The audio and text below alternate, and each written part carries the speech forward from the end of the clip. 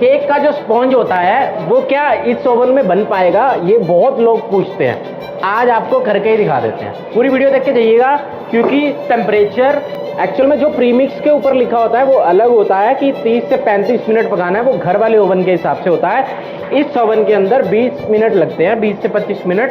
Temperature भी हम बता रहे हैं इस वीडियो में कि कितना आपको रखना है, ये सब बता रहे हैं। पूरी वीडियो देखिएगा, आपको अच्छे से समझ आ जाएगा। फिर भी कंफ्यूजन रहे कॉल कर सकते हैं। तो ये हमारा जो टिन था, हमारे पास ये अवेलेबल था केक टिन, तो हम इसी में ही बना रहे हैं। तो इसमें हमने इस ब्रश से अच्छे से ऑयल कर लिया है, और जो हमारा केक का मिक्सचर था वो हमने इसके अंदर अच्छे से ये तैयार कर लिया है। देखो इसमें कितना पानी डालना है, कितना, ये पूरी रेसिपी होती है। वो जैसे आप कोई भी प्रीमिक्स लेते हो उसके साथ आती है, यहाँ आपकी खुद की रेसिपी होती है। ठीक है, अब हम पूरे के पूरे टिन को हल्का सा ऑयलिंग और करके, क्योंकि हमारे पास नॉन स्टिक वाला नहीं है तो हमारे पास ये है, तो इस ब्रश से अच्छे से चारों तरफ से, ताकि ये कहीं से भी चिपके नहीं जब हम बनाएं। आप बटर पेपर भी लगा सकते हो, और डायरेक्टली भी चिपकने का ज़्यादा डर होता है डायरेक्टली में। और हमने काफ़ी अच्छे से ऑयलिंग करी है, और ये काफ़ी बार यूज़ हुआ कंटेनर है, तो इसमें ज़्यादा प्रॉब्लम नहीं आएगी। तो अभी हम इसके अंदर इसको रख देंगे। सबसे बढ़िया ये वाले टाइमर आते हैं, इसको बेसिकली आप कितने भी मिनट पे लगा दो, तो ये सायरन भी मारते हैं। तो इसको आप यहाँ पे लगा के स्टैंड, इसमें अंदर स्टैंड भी आता है, तो आराम से आप स्टैंड कर सकते हो और आपको ये पता लग जाएगा। तो इसके अंदर जो टाइमर आता है वो बेसिकली ऐसे घंटी मारता है। तो ये हमारा मोस्टली पिज़्ज़ा ओवन होता है, लेकिन ये टाइमर आता है 200-300 रुपये का, तो ये बेस्ट रहता है।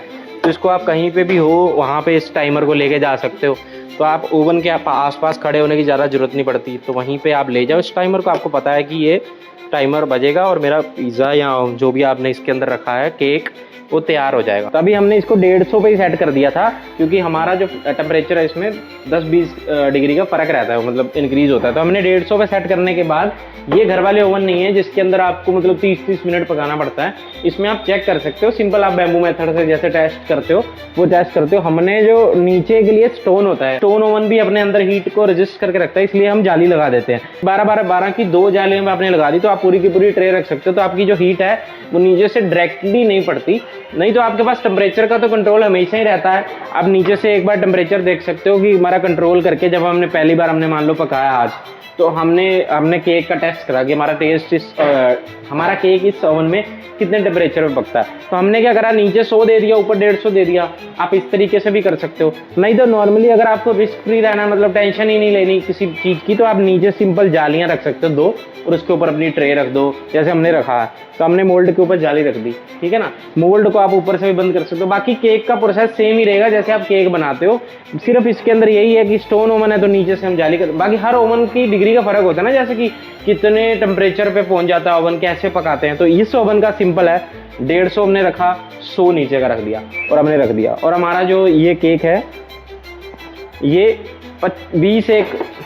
20 मिनट में, 40 मिनट का टाइमर लगाया था, हमारा 20 से 25 मिनट में केक तैयार हो गया था। 20 मिनट बाद हमने अपना टेस्ट कर लिया था, तो ये हमारा टेस्ट था। तो इसमें देखिए पूरा रेडी है, ठीक है। तो अभी हम ठंडा होने के लिए छोड़ देते हैं इसे यहाँ पे। तो ये हमारा केक स्पॉन्ज रेडी हो चुका है, आसानी से बाहर आ गया था, देखो इस बार, ये देखो। और ये हमारा केक स्पंज है। अब इसको हम ऊपर से अलग से, जैसे पेस्ट्री बनानी है हमने, तो हम उस हिसाब से काट लेते हैं। ऊपर का जो हिस्सा है वो काट देंगे। ये देखो सॉफ्टनेस चेक करो, पक तो हमने ऑलरेडी स्क्रू मेथड से चेक तो कर ही लिया था कि ये पक चुका है। ये हमारा केक स्पॉन्ज बन के रेडी है। ये चेक करो, सॉफ्टनेस चेक करो इसकी, ठीक है। इसको खा के भी देख लेते हैं कैसा बना था ये।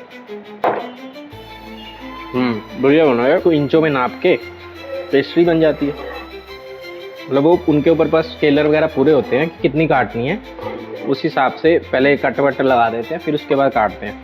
जैसे ये मान लो ये पेस्ट्री तुम्हारी निकल आएगी, बस हार्ड पार्ट जो बाहर का आउटर पार्ट हार्ड होता है ना, तो उसको